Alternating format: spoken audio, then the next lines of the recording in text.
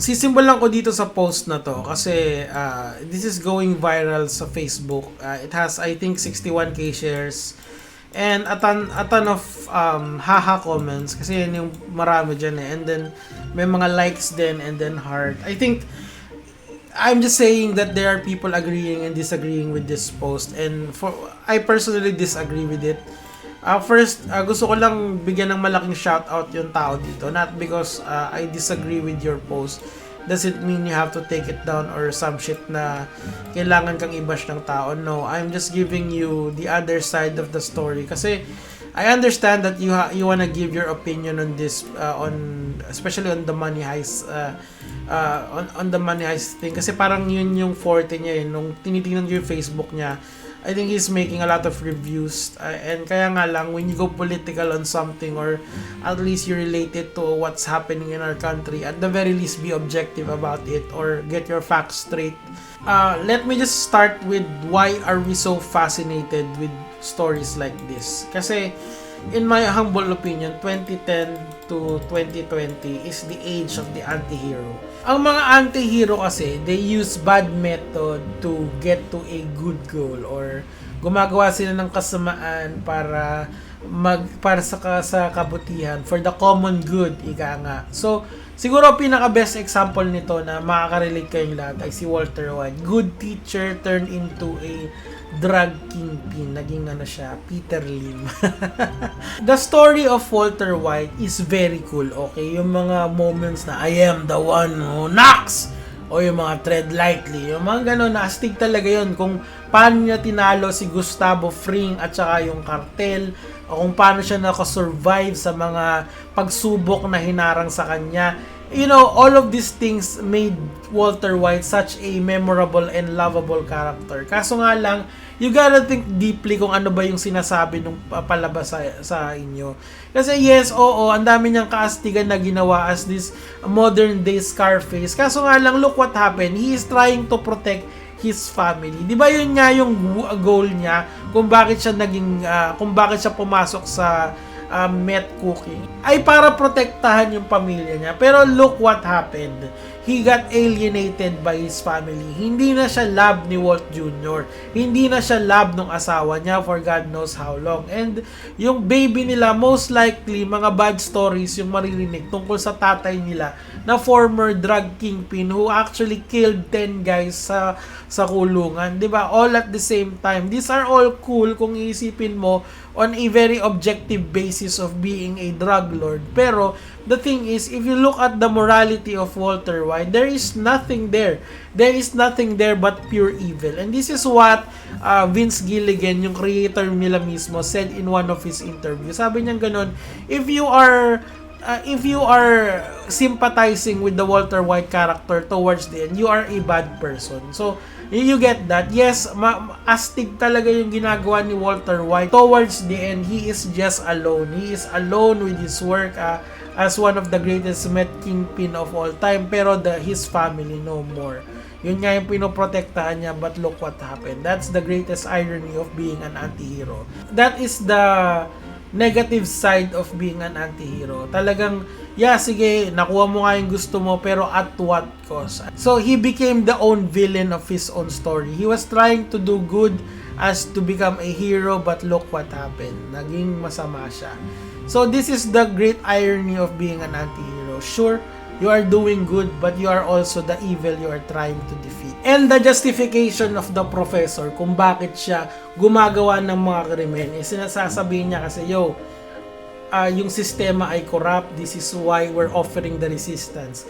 Kaya nga na-in love sa kanya si Raquel. Raquel is the embodiment of the system. Siya yung part of the system. Si Raquel ay isang tapat na police, pero nakikita niya she is the good cop within the bad system. Ganun yung isipin. Kaya siya na-in love kay Professor kasi she knows what's going on in the system. Nakikita niya yung mga corruption ng mga kapwa niya police, nakikita niya yung corruption ng government, and she understand in the vantage point na nandun sa sistema na tama si Professor dun sa sinasabi niya. Pero does it equate sa real life? Ang sagot doon, of course not. Kasi hindi naman talaga natin alam kung ano yung totoong nangyayari sa sa gobyerno ng Spain. Miski yung sa atin we only know the surface level of what's going on. True, there are corrupt officials. Sa Pacquiao, Coco Pimentel. Pero, alam mo yun, not everyone in the government are bad people. Vico Soto, Yorme, they are trying to do good for the benefit of most of the people na kanilang siniserbisyo bilang mga hinalal na officials. People will always fantasize na kung sila yung nasa posisyon ng mga nung mga bida sa palabas na pinapanood nila, and that's normal, don't get me wrong. Ang problema kasi dito, they don't understand the implication if ninakaw mo yung isang gitno ng bansa. And here, I'll explain it to you. Let's say na nag-succeed sila sa pagnakaw ng ginto ng Spain and they held on to it. Wala lang, ninakaw nila tapos hawak-hawak lang nila. Meron kasing fiat currency na tinatawag. Ito yung gumagana sa buong mundo ngayon. Basically, ito yung mga nakikita nyo sa Forex and whatnot. And usually the governments or yung interaction ng mga governments sa mundo ang nagpapagana nito. Like for example, $1 ngayon I think is equal to 52 pesos. I'm not so sure pero ganyan yung exchange rate ngayon. This is not backed up by anything except for the fact that countries agree that this is the value of their money in accordance with everyone else.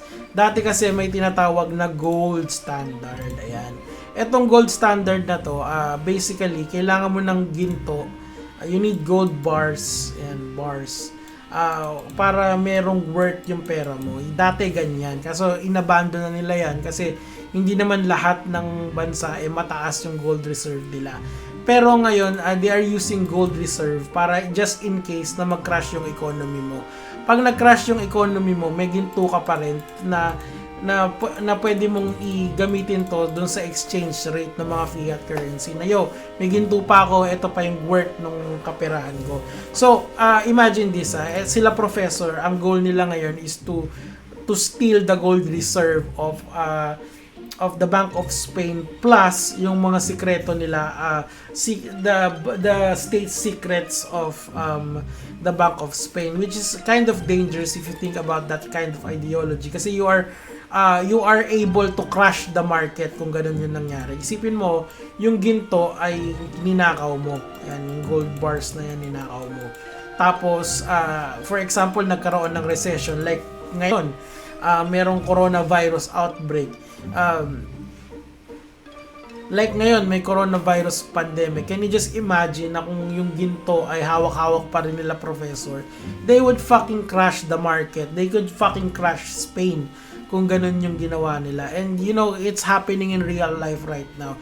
Imagine niyo yung ginto ng Spain is their savings, rainy day fund. Ganun yung isipin. Na kapag nagkaroon ng problema ang bansa, meron silang paghuhugutan. Yun yung ginto nila. So, this is what's going on in the world today. Spain needs to help its people because of the fucking coronavirus. Of course, si Professor, sigurado mo ang gagawin niya dyan, if I'm predicting this, pamimigay niya yan sa mga tao sa Spain. Pero, the fact of the matter, it doesn't work that way in real life. The government of Spain needs to distribute the wealth equally, especially to the poor people na kailangan talaga ng tulong. So imagine mo kung yung gold reserve mo, yung rainy day fund mo, ninakaw ng mga kawatan na para lang ipamigay kung kanino nila gusto. What will happen to your economy? The economy will crash some more.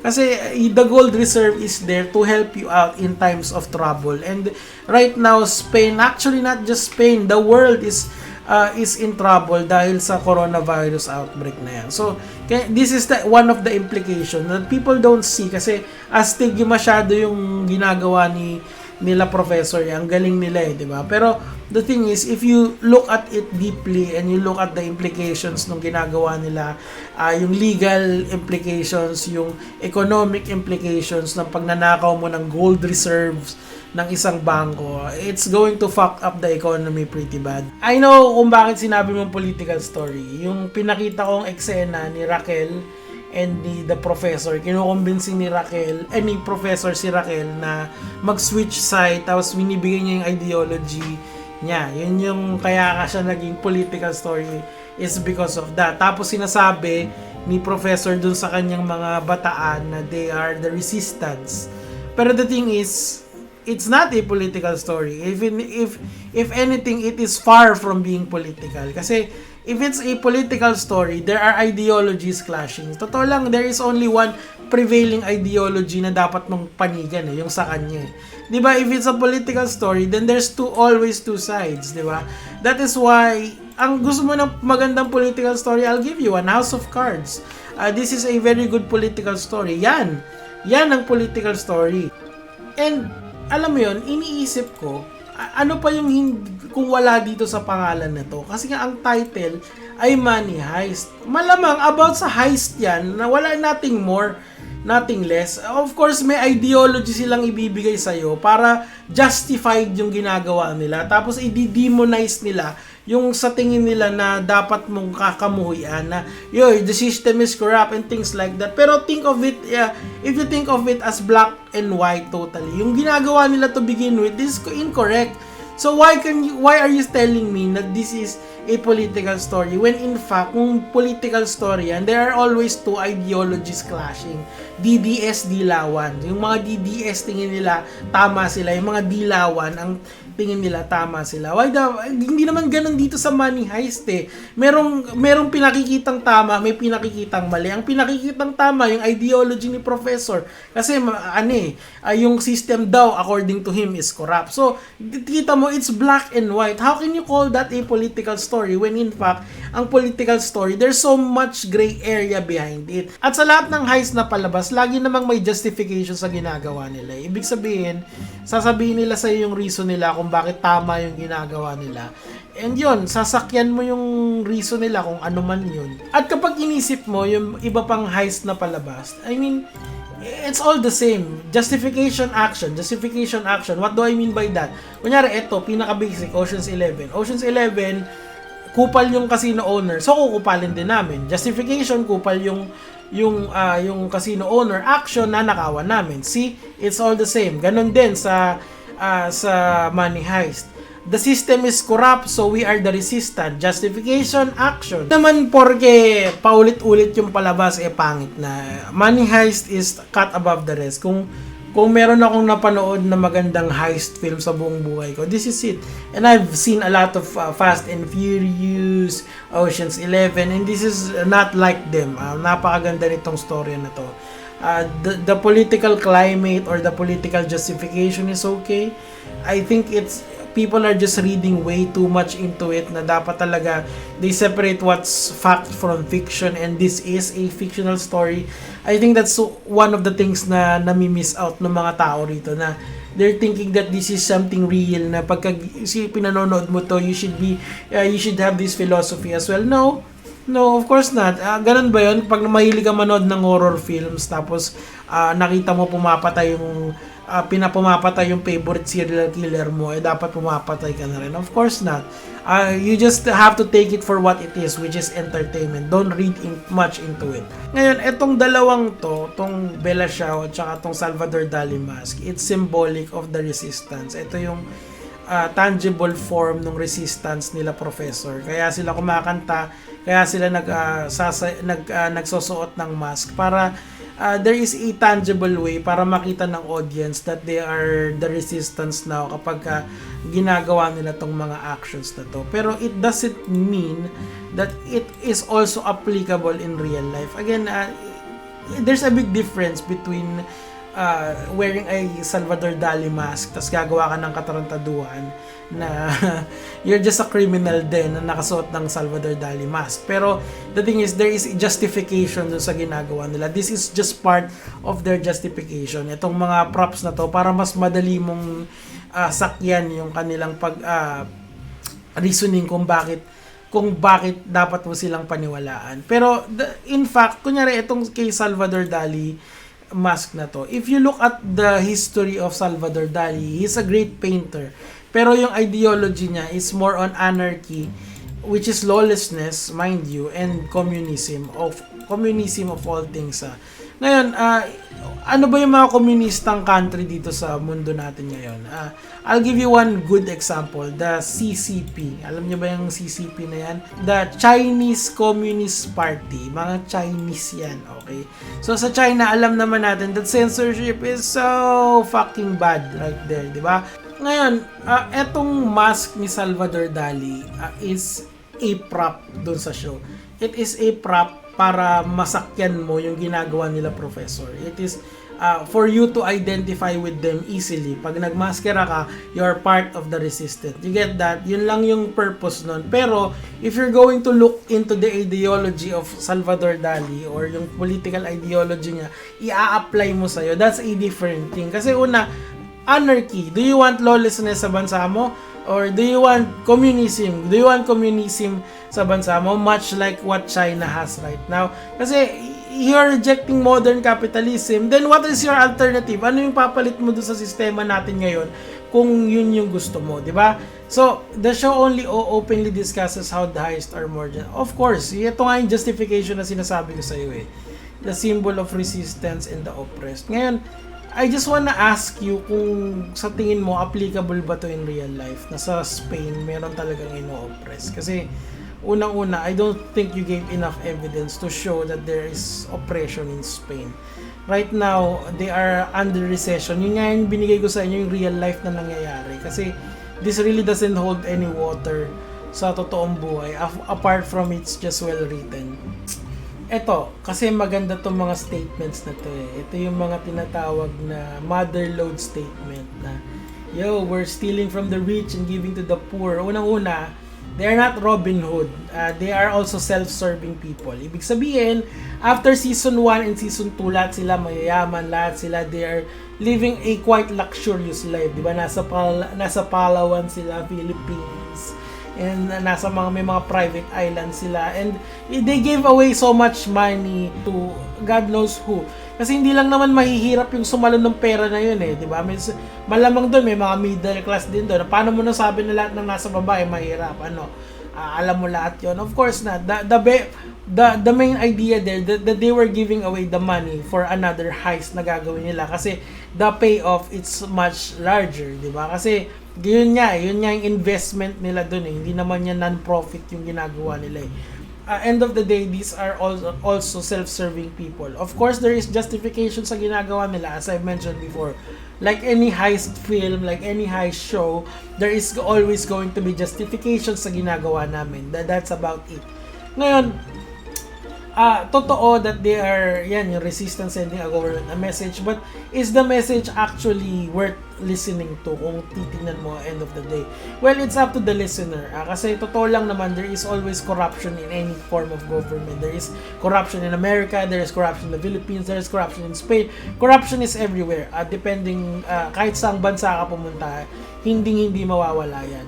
Pero for you to justify your actions as yo, tama yung ginagawa ko kasi corrupt naman yung gobyerno, so okay lang akong gumawa ng krimen. Parang may mali yata dun sa thinking na yun. This is why order is established kasi iniiwasan mo yung mga ganyang klaseng dangerous ideology.